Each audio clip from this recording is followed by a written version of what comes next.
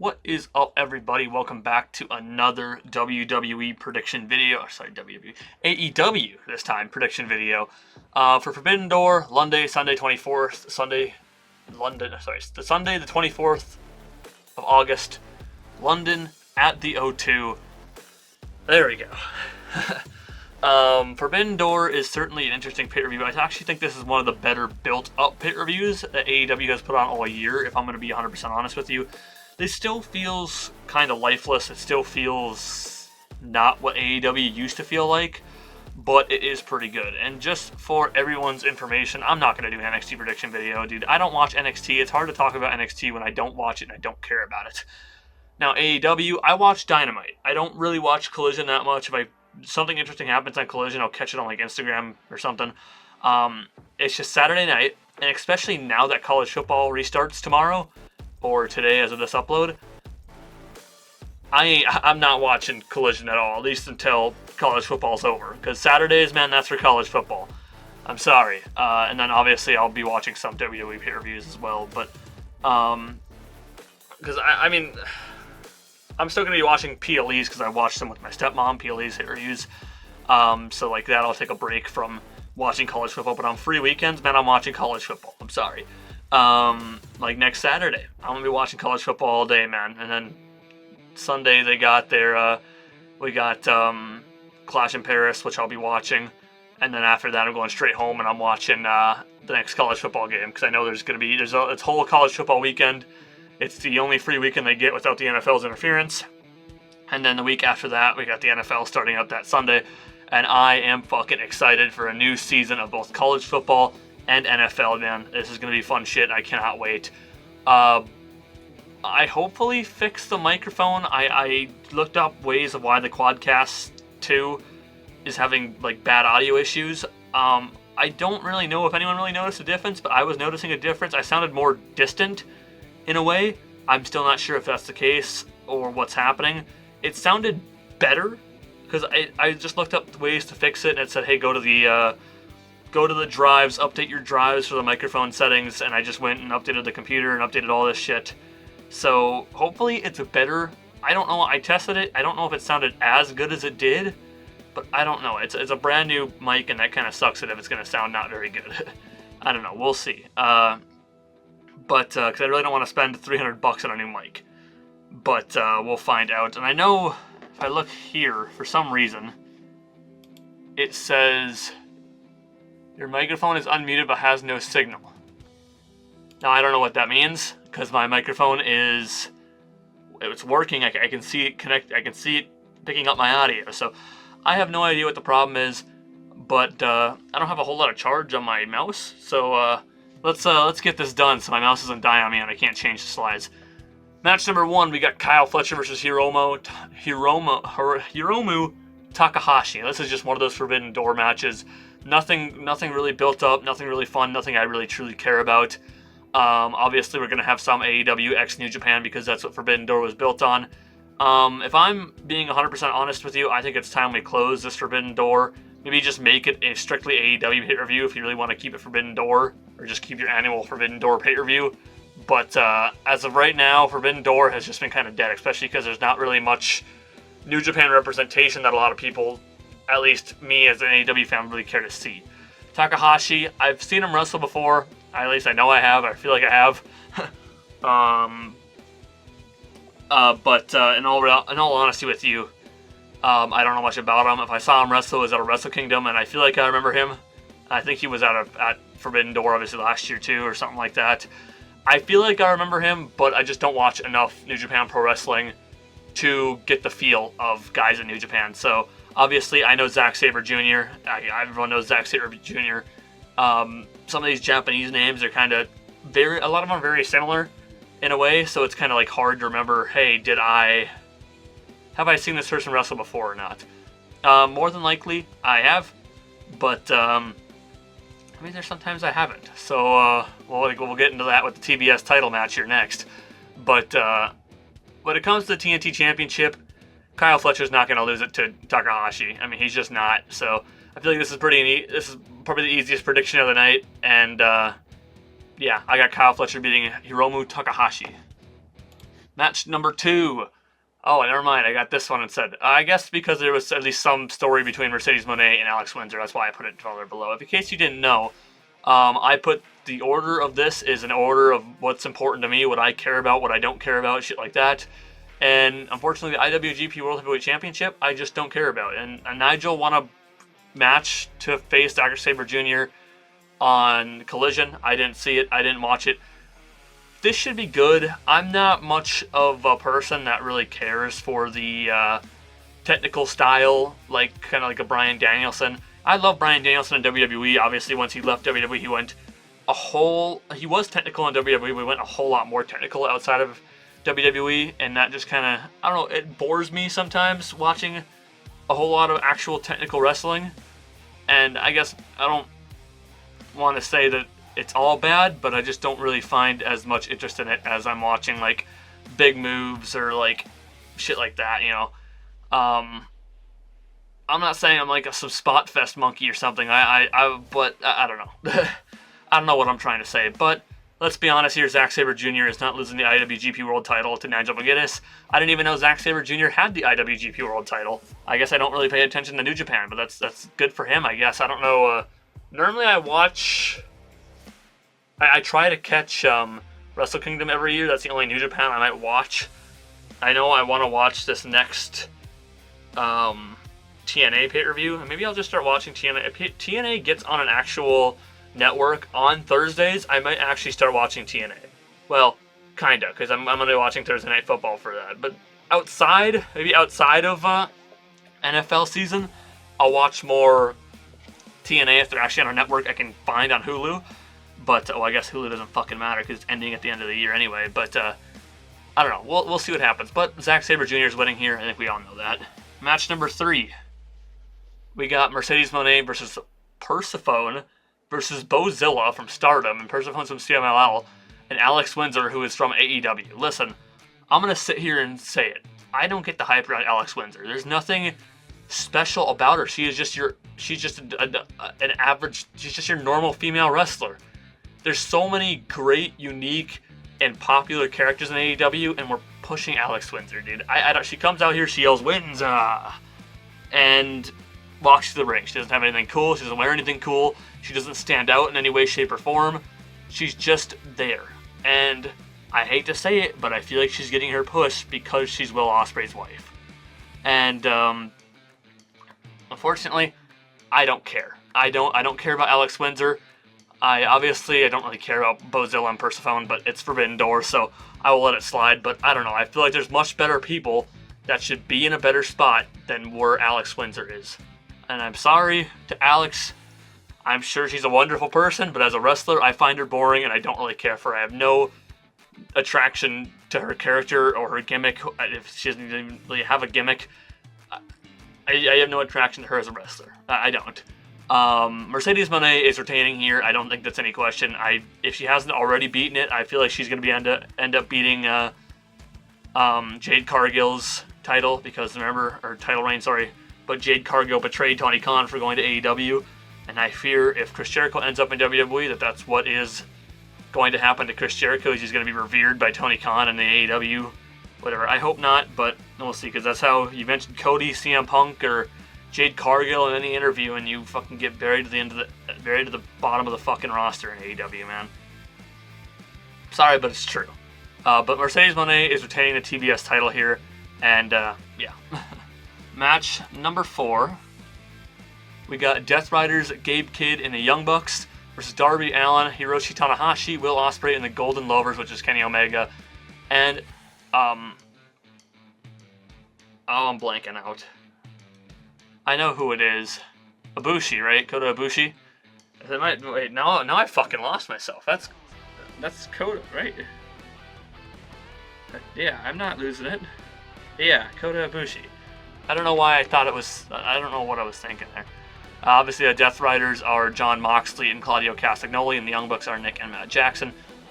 This should be good. I guess this is kind of making up for what was supposed to be Blood and Guts.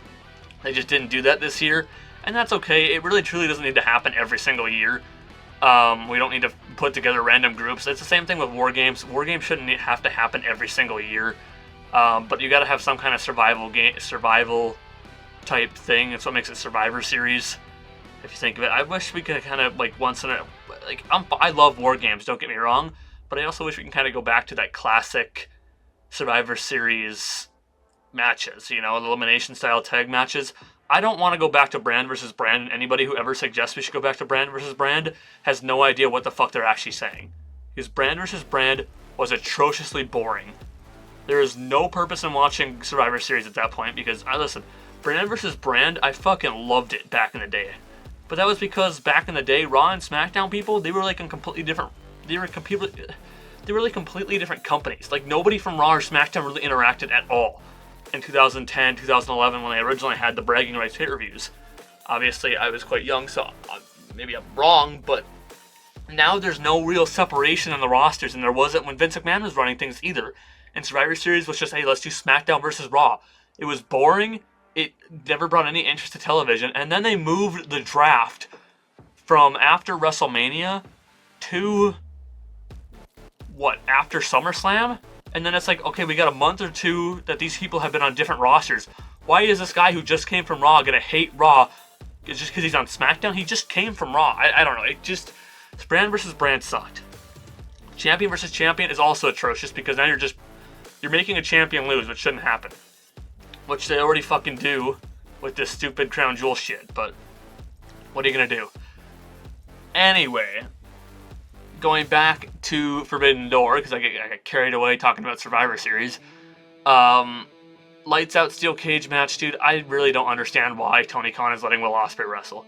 If he has these problems in his neck, he needs to step away. And it's a constant thing. We're now hearing about an injury that Swerve Strickland has been dealing with since 2019.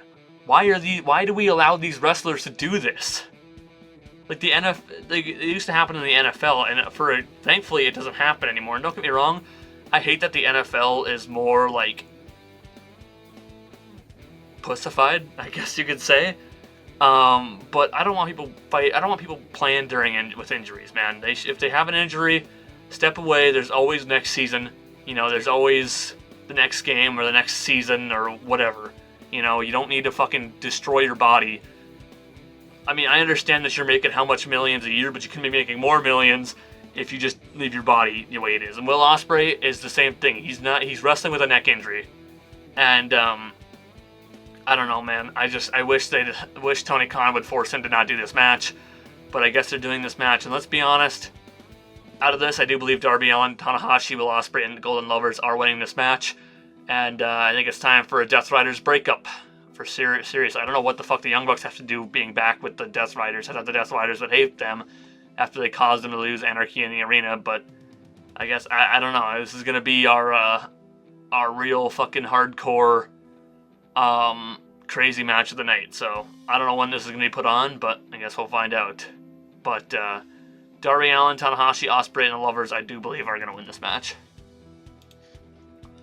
Match number 5, we got the AEW World Tag Team Championship 3-way. We got the AEW Tag Champions, the Hurt Syndicate, versus FTR versus Brodito, which is the Ring of Honor World Champion, Bandito, and Brody King. Listen, Brodito, I don't know what these guys did to get a push. They just got put together randomly, and now they're getting pushed. When there's so many fucking tag teams in this division, like, I mean, now I'm taking Jet Speed as a serious contender, even though they just had a title match last time, so I'm not gonna say anything about them. But you got fucking Top Flight.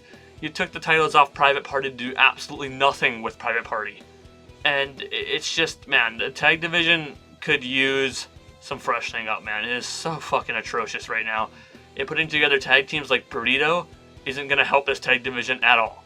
I don't really understand why Brody King would have this partnership with Bandito, but whatever. I don't know if it's because Brody King is promoting around the ICE shit, or, you know, stopping ICE or whatever. I don't know what he really is doing. Something very political. And to be honest with it, I don't give a fuck. I truly don't. But I can't really see anyone else but the Hurt Syndicate retaining here. I highly doubt FTR win the tag titles.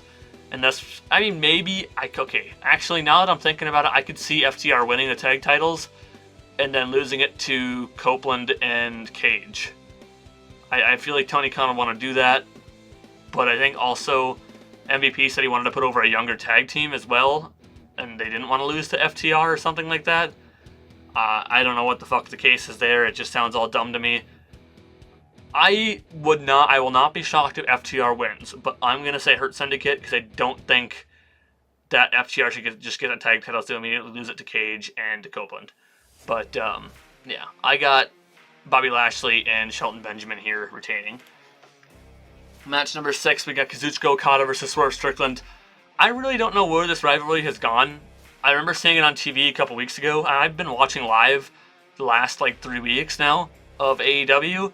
And to be honest with you, as I said, I don't really know where this has gone. It's gone off TV. I don't remember seeing Swerve or Okada recently. Maybe I have.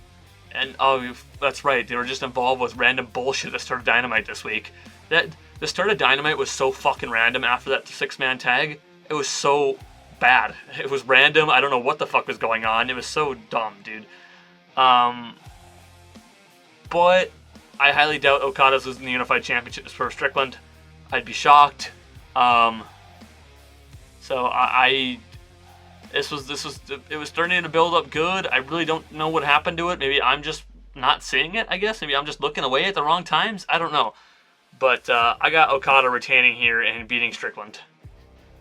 Match number 7, we got Toni Storm versus Athena for the AEW Women's World Championship. I hate the way they had Athena cash in their contract, dude. It's so boring. And she literally pinned the Women's champion in a tag match. Doesn't that mean she already gets a championship for pinning the championship match, I mean? Doesn't that mean she gets a championship match for pinning the champion? Isn't that how that works? Why should she have to cash in her contract to beat the champion? If you might as well just fucking say the winner of this contract just cashes in at Forbidden Door, or they have their title match at Forbidden Door. Because both MJF and Athena just have Athena's just like, yeah, I'm cashing this in at Forbidden Door. Dude, why can we not get the Money in the Bank concept right? I mean, AEW, he didn't know what to do with Christian Cage. We just sent Christian Cage out there to fucking lose. I mean, that was fucking atrocious in its own right. This is even worse. I actually somewhat like the MJF one, and I still like what they did even after Wednesday. But, dude, I don't know. Athena's not winning here, and I think they might have did this all because Athena's not winning, which, I mean, I didn't expect Athena to beat Timeless Toni Storm. It would be cool to see it, but I can't see it. I don't know who the hell beats Toni Storm. But let's be honest here. I got Toni Storm winning, and I highly doubt Athena's gonna win. So I got Toni Storm for this one.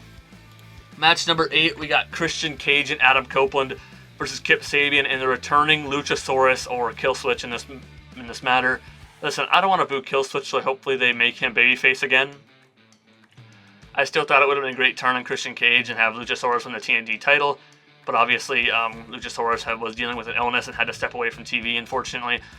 But it's great to see Luchasaurus back, man. I love Luchasaurus, dude. He's a phenomenal big man. He looks in phenomenal shape right now, and that is fucking amazing. I don't think the pairing with Kip Sabian and Shayna Wayne and Nick Wayne is going to go very well, and apparently, Nick Wayne broke his foot, so hopefully he gets better soon. And that's why Killswitch got put in this match, but it makes sense. I'm not sure if it was storyline purposes or if Nick Wayne actually broke his foot, but I guess we'll find out. But this is pretty fire. Really happy to see Luchasaurus back, but I still, even with the involvement of Luchasaurus, I highly doubt Luchasaurus and Kip Sabian win. This is a reuniting of Copeland and Christian Cage. I just can't see Tony Khan having them lose. It is possible with Christian Cage eating the pin, because we all know that Adam Copeland won't. It is possible to see him lose, but I can't really think they will. I got Copeland and Christian Cage winning here. And, yeah, this has been a great build, man. I love the Copeland Christian Cage stuff. Speaking of fucking fantastic build, Adam Page and MJF for the AEW World Championship. Now, Adam Page wasn't going to give MJF his title match unless he cashed in his contract. So you can have the title match if you cash in that contract. Well, he eventually pissed MJF off so much that MJF was just like, fine, I'll cash in this contract. And, yeah, it was quite great. I actually loved the way he goaded him into it. And then coming this Dynamite, MJF was about to light. He was threatening to light. Threatening to light Mark Briscoe on fire, and I think, I'm not entirely sure. One of the things that he said, if Hangman leaves the ring, he's gonna light. Something bad's gonna happen, which means he was gonna light Mark Briscoe on fire. And he was going to light Mark Briscoe on fire if he didn't agree to these terms. I don't remember what the terms were. One of them was so that he gets his contract back and doesn't have to cash it in at Forbidden Door, so he has his contract again. If Hangman is counted out or disqualified, he loses the title.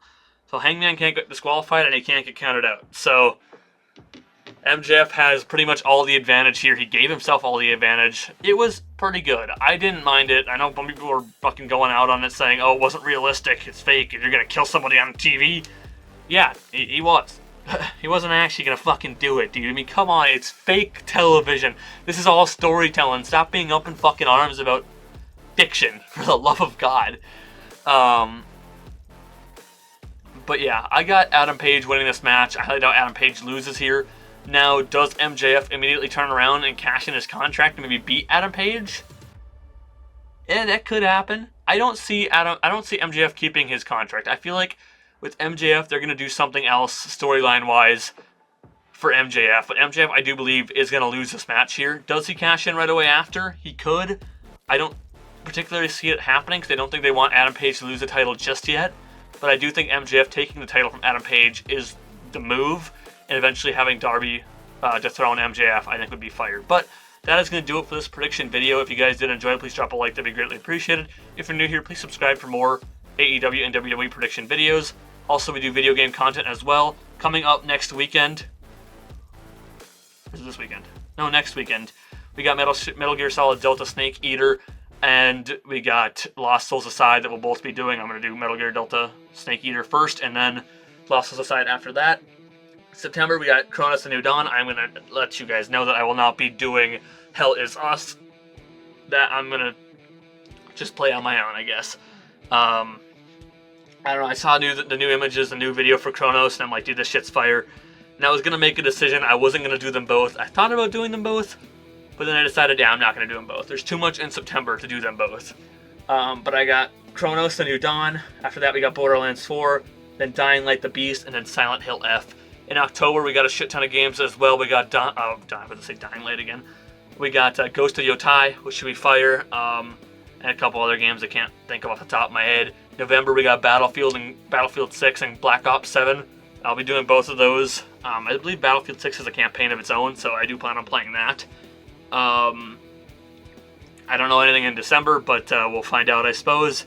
And then after that, the new Lego Batman game, dude, I cannot wait. Now, I say that, but I also can.